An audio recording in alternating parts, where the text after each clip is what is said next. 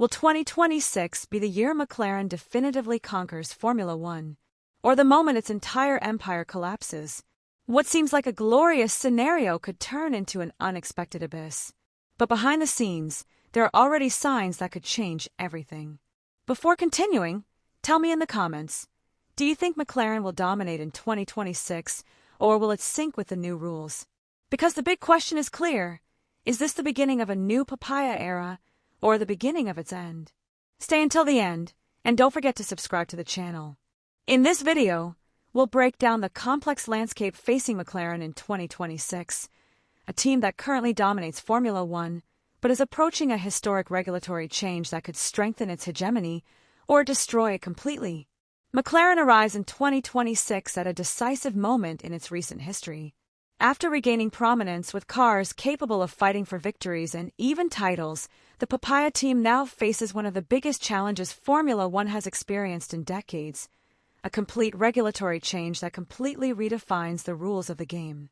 This is not a simple technical adjustment, but a profound transformation that alters the foundations of the sport, from the way cars generate downforce to the role electrical systems will play within the power unit. In the past, regulatory resets have proven capable of sinking established champions and elevating midfield teams to stardom. Examples abound. The arrival of the hybrid era in 2014 turned Mercedes into an unbeatable giant, while teams like Ferrari and McLaren were relegated for years. This memory is very present in fans and within the teams themselves, because Formula One does not forgive initial conceptual errors. In this sense, 2026 is a true test of survival and ambition, where even a well-resourced team, with top-level drivers and a powerful engine partner like McLaren, could be called into question if it doesn't get the design of its new car right. What makes this context unique is the combination of what McLaren has built in recent years and the uncertainty of what lies ahead. On the one hand, they have the technical support of Rob Marshall and an aerodynamic philosophy that has proven adaptable to different scenarios. On the other, the shift toward active aerodynamics and the increased emphasis on electric power opens up a range of technical unknowns that no one can claim to master from the start. One of the fundamental pillars supporting McLaren heading into 2026 is its engine. The alliance with Mercedes not only guarantees reliability, but, according to all projections, places them in the best possible position to take advantage of the new technical regulations. The power units that will debut in 2026 will be more balanced than ever between the combustion engine and the electric system, and in this area, Mercedes has an impeccable track record. Back in 2014, they knew how to interpret the beginning of the hybrid era better than anyone else, and now the same scenario is repeating itself. For McLaren, having this technological advantage means having access to what could be the most competitive engine on the entire grid, a factor that can make the difference when every detail is decisive. But it's not all about the engine. Another of McLaren's great strengths is the human factor, and that's where Rob Marshall comes in. The engineer who arrived from Red Bull has transformed the team from within. His experience and capacity for innovation have allowed him to apply concepts that have completely changed the performance of the Papaya cars. It's not just about specific technical solutions, such as suspensions or braking systems, but a holistic vision that connects areas such as aerodynamics, vehicle dynamics, and thermal management. Marshall has ensured that McLaren works as a coherent unit, maximizing every available resource and resulting in cars like the MCL38 and MCL39, which have returned the team to the top. Aerodynamic philosophy is another asset that allows McLaren to confidently enter 2026. Andrea Stella has made it clear on several occasions: the basic principles that have guided its design remain universal. Concepts such as efficiency, tire relationships, and cooling management don't depend on specific regulations, but rather on a deep understanding of how all the car's parts interact. This means that, even if ground effect is eliminated and new active aerodynamics rules are introduced, McLaren already has a solid conceptual foundation on which to build. This continuity can be a decisive weapon against teams that need to reinvent themselves from the ground up. One of McLaren's greatest assets heading into 2026 is, without a doubt, the strength of its lineup. Lando Norris, now the symbol of the Papaya team, brings something money can't buy: the experience of having survived the difficult years and having grown alongside the evolution of each car. Norris knows better than anyone the strengths and weaknesses of McLaren's technical philosophy, making him an essential voice in guiding development. Alongside him is Oscar Piastri, an emerging talent who has proven in record time that he can be much more than just a promise. The Australian has surprised not only with his speed, but with his ability to adapt to circuits and conditions that often challenge more experienced drivers. His clean driving style, his intelligence in reading races, and his ability to provide technical feedback have made him a strategic asset for McLaren's future. It's no coincidence that the team has extended their contract until 2029. Piastri isn't just present, he represents the firmest long-term commitment.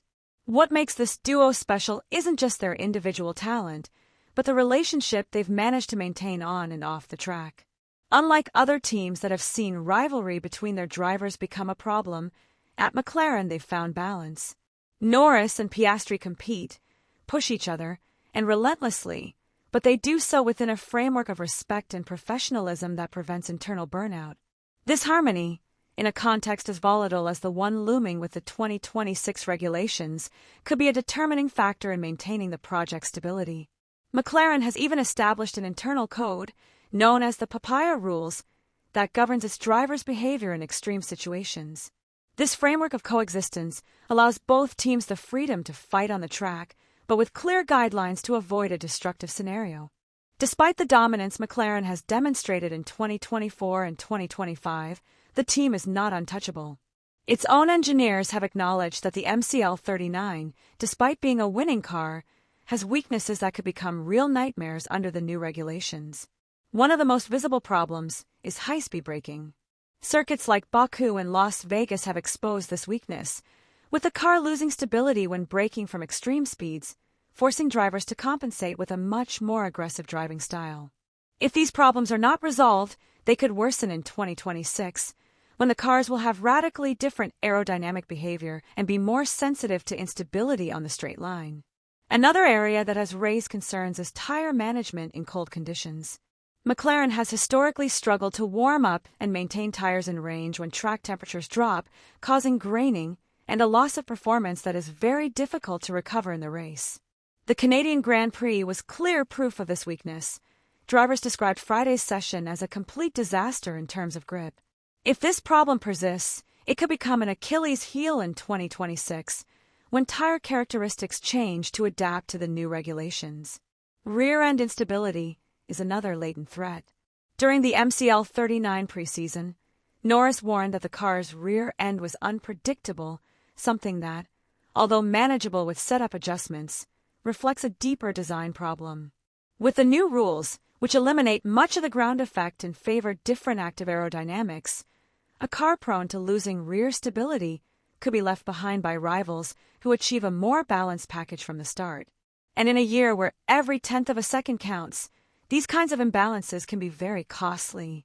Added to this is an awkward rival playing a dual role, Mercedes. On the one hand, it's its engine partner, tasked with delivering what is expected to be the best power unit in 2026. But at the same time, it's its direct rival on the track and the only team that will have full and unlimited access to the engine chassis integration. McLaren will be able to enjoy the power, yes, but it will always be a step behind in terms of information and optimization.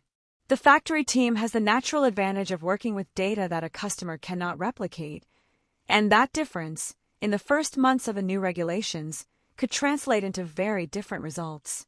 Looking ahead to 2026, the outlook for McLaren is as promising as it is uncertain. The immediate advantage they have over many of their rivals is time. By dominating much of the 2025 season, the team has been able to redirect resources ahead of anyone else toward developing the car for the new regulations. This means that while other teams are still focused on squeezing results out of their current cars, McLaren is already working hard on the concepts that will define its performance in the new era.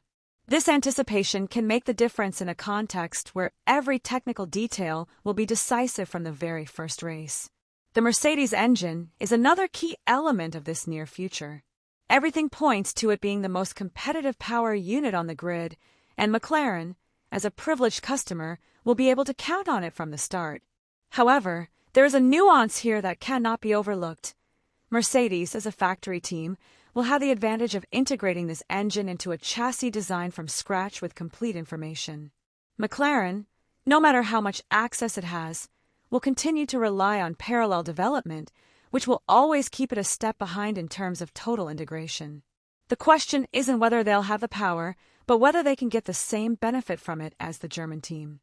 McLaren faces a 2026 that will not be just any year, but rather the turning point that will determine whether their project is destined to consolidate a golden era or crumble under the weight of expectations.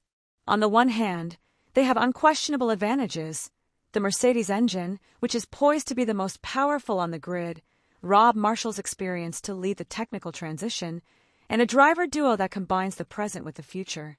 It's a combination that, on paper, places the Papaya team as a candidate to maintain its dominance. However, we cannot ignore the risks that loom over them. The technical problems they already experienced with the MCL39, the pressure of sharing an engine with Mercedes while simultaneously being their direct rival, and the tensions that could arise between Norris and Piastri if both reach 2026 with real contention for the title, are factors that could undermine the stability achieved in recent years. Formula One is an unforgiving sport with the ability to change hierarchies overnight. What seems like an advantage today can become a trap tomorrow. Now it's your turn. Do you think McLaren will consolidate its dominance in 2026, or will the new regulations reveal cracks that will ultimately sink them? Leave your opinion in the comments, and don't forget to subscribe to the channel.